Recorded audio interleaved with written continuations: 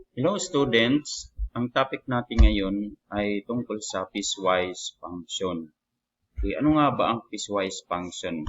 Pero bago natin talakayin ang ibig sabihin ng piecewise function, banggitin muna natin yung mga layunin or objectives ng ating lesson.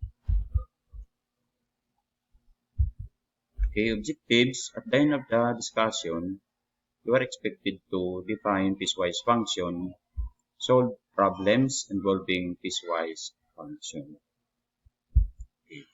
So what is piecewise function? Okay, so a piecewise function is a function where more than one formula is used to define the output. Okay, kaya tinawag itong piecewise function kasi binubuo siya ng mahigit sa isang formula from the word pieces or piece. Okay, so narito ang halimbawa ng piecewise function. Okay, so dito titingin tayo sa value ng x. So, bago tayo pumunta doon sa value ng piecewise function. So, our piecewise function is composed of the two formulas, which is f of x is equals to x plus 5 if x is less than negative 2. Okay. So, another formula is f of x is equals to negative 2x minus 1 if x is greater than or equal to negative 2. Okay.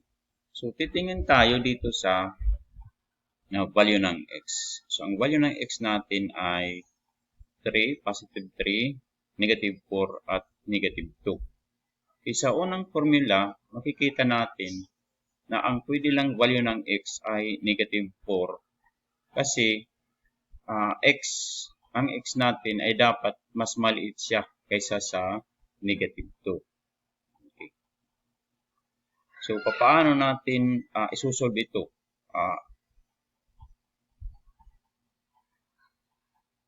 Okay. So, ang x natin dito sa first formula, x plus 5, is negative 4. Okay, so, f of x, hirap dito sa hindi ko marunong mag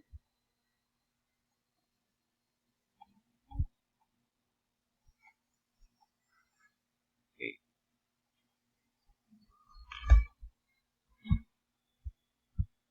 Parang press muna natin. Hindi maganda yung pagkasulat ko.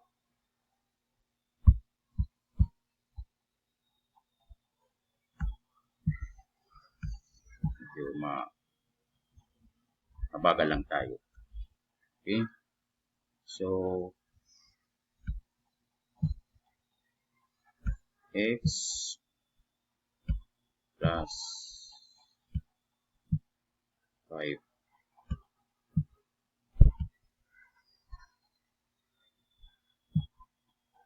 So, sabi ko kanina, ang nababagay na value ng x dito sa tatlong value ng x, positive 3, negative 4, and negative 2, ay yung negative 4 kasi yung negative 4 ay mababa siya sa negative 2.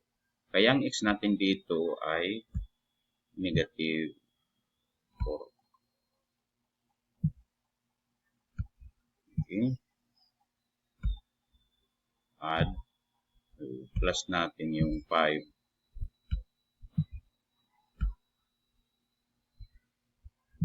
Okay, so ang sagot natin dito ay positive 1.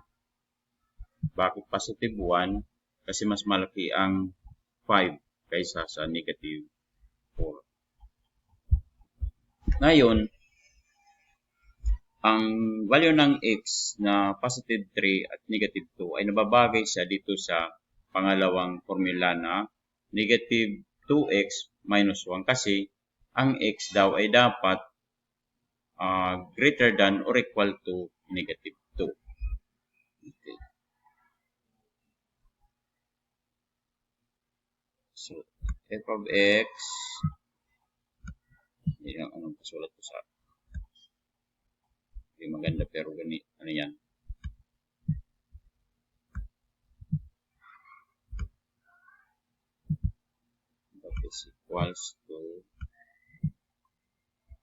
negative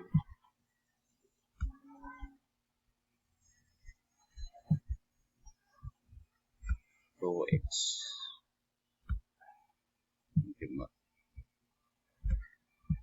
minus 1. Okay. So, gamitin natin, let us use the 3 as our value of x for the second formula. So, we have negative 2 multiplied by positive 3.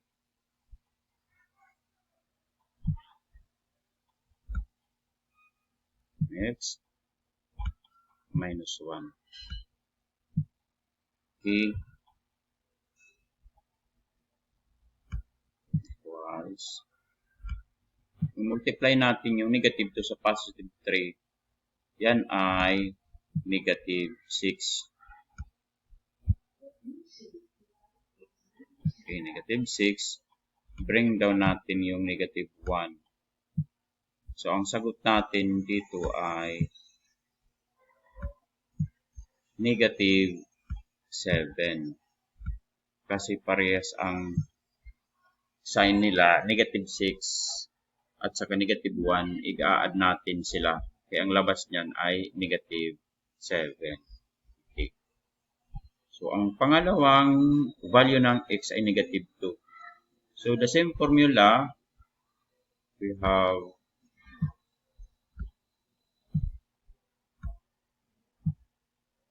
f of x is f of x. Gamit ang pangalawang formula again. Siyang negative 2x.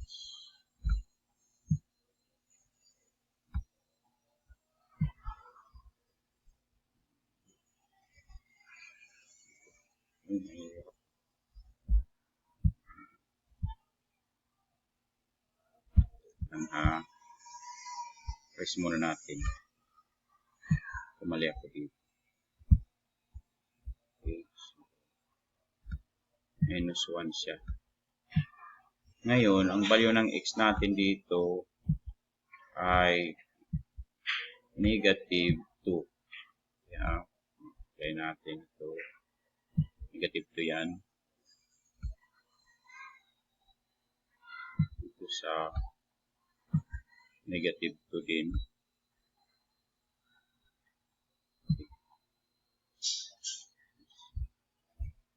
Lang. Press natin. Hindi magandang pagkasulat. Negative. Para sa mga estudyante ko na hindi pa tayo nagdi-discuss sa lesson na ito, mas maganda ito sa inyo kasi advanced kayo dito. Kaya manood kayo ng video ito. Okay, so when we multiply negative 2 to negative 2, that is positive 4 siya. Positive 4 minus 1. So yung sagot natin dito ay positive 3. Okay. So yun ang pagsagot ng piecewise function. Titingnan natin yung formula natin, yung unang formula, x plus 5. Ang nababagay sa kanya na x ay negative 4 kasi ang x dapat ay less than negative 2. Okay, so sa pangalawang formula naman ay gagamitin natin na value ng x ay 3 at saka negative 2 kasi yung formulang ito, negative 2x minus 1, ay dapat ang x natin ay greater than or equal to negative 2. Okay, so positive 3 and negative 2 ay bagay dito or pwede siya dito sa pangalawang formula. So, doon lang muna tayo. Siguro naintindihan nyo yung video ko.